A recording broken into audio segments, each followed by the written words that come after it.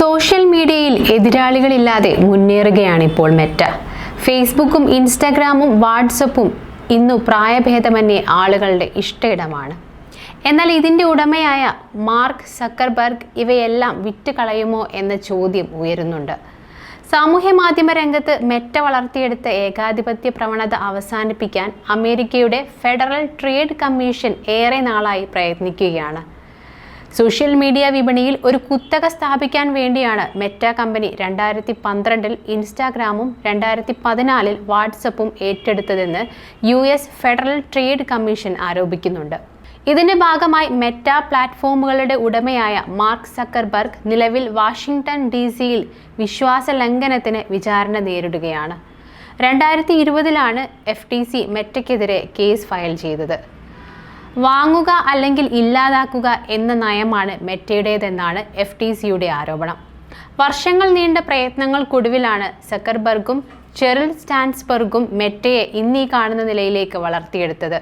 പക്ഷേ താഴെത്തട്ടിലുണ്ടായിരുന്ന എല്ലാ സാമൂഹ്യ മാധ്യമങ്ങളെയും വെട്ടി നിലംപരിശാക്കിയാണ് ഇവരുടെ വളർച്ചയെന്നാണ് FTC ആരോപിക്കുന്നത്. ഈ മേഖലയിൽ ഉയർന്നു വരാനുള്ള സ്റ്റാർട്ടപ്പുകളെയും നിർദാക്ഷിണ്യം നശിപ്പിച്ചിട്ടുണ്ടെന്നും FTC ആരോപിക്കുന്നുണ്ട്. 2012 ഇൻസ്റ്റാഗ്രാം തങ്ങൾക്ക് എതിരാളികളാകാൻ സാധ്യതയുണ്ടെന്ന് പറഞ്ഞ് സക്കർബർഗ് അയച്ച സന്ദേശവും ഉദാഹരണമായി ചൂണ്ടിക്കാണിക്കുന്നുണ്ട്. ഇത് അമേരിക്കൻ ആന്റി ട്രസ്റ്റ് നിയമത്തിന് വിരുദ്ധമാണെന്നാണ് FTCയുടെ ആരോപണം. 2012 ബില്യൺ ഡോളറുകൾ മുടക്കിയാണ് അന്ന് ഫേസ്ബുക്ക് ഇൻസ്റ്റാഗ്രാം വാങ്ങിയത്. സമാനമായി 2 വർഷങ്ങൾക്കിപ്പുറം ഏതാണ്ട് $19 മില്യൺ മുടക്കി വാട്സാപ്പും വാങ്ങി.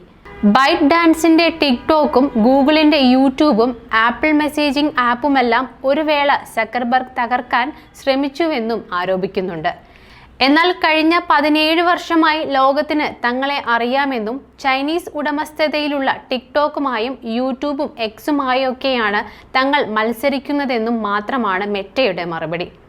നിലവിലെ വിചാരണ ജൂലൈ വരെ നീണ്ടേക്കും.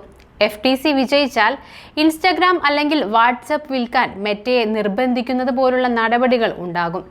ഇൻസ്റ്റാഗ്രാം നഷ്ടപ്പെടുന്നത് മെറ്റയുടെ അടിത്തറയ്ക്ക് വലിയ തിരിച്ചടിയായേക്കാം. മെറ്റ ആപ്പ് നിർദ്ദിഷ്ട വരുമാന കണക്കുകൾ പുറത്തുവിടുന്നില്ലെങ്കിലും ഡിസംബറിൽ പരസ്യ ഗവേഷണ സ്ഥാപനമായ ഇമാർക്കറ്റർ പ്രവചിച്ചത് ഇൻസ്റ്റാഗ്രാം ഈ വർഷം $37.13 ബില്യൺ വരുമാനം നേടുമെന്നാണ്. ഇത് മെറ്റയുടെ US പരസ്യ വരുമാനത്തിന്റെ പകുതിയിലധികമാണ്. ട്രംപിന്റെ ആദ്യത്തെ ടേം മുതൽ സക്കർബർഗിനെതിരെ നടപടി തുടങ്ങിയിട്ടുണ്ട്. ട്രംപിന്റെ ആദ്യ ഭരണ കാലയളവിലാണ് FTC കേസ് രജിസ്റ്റർ ചെയ്തത്. പ്രശ്നമില്ലാതാക്കാൻ സമീപ ആഴ്ചകളിൽ നിരവധി തവണ സക്കർബർഗ് വൈറ്റ് ഹൗസ് സന്ദർശിച്ചിട്ടുണ്ട്. ആമസോൺ, ആപ്പിൾ, ആൽഫാബെറ്റിന്റെ ഗൂഗിൾ എന്നിവയും US എൻഫോഴ്സ്മെന്റുകളുടെ ആന്റി ട്രസ്റ്റ് കേസുകൾ നേരിടുന്നുണ്ട്.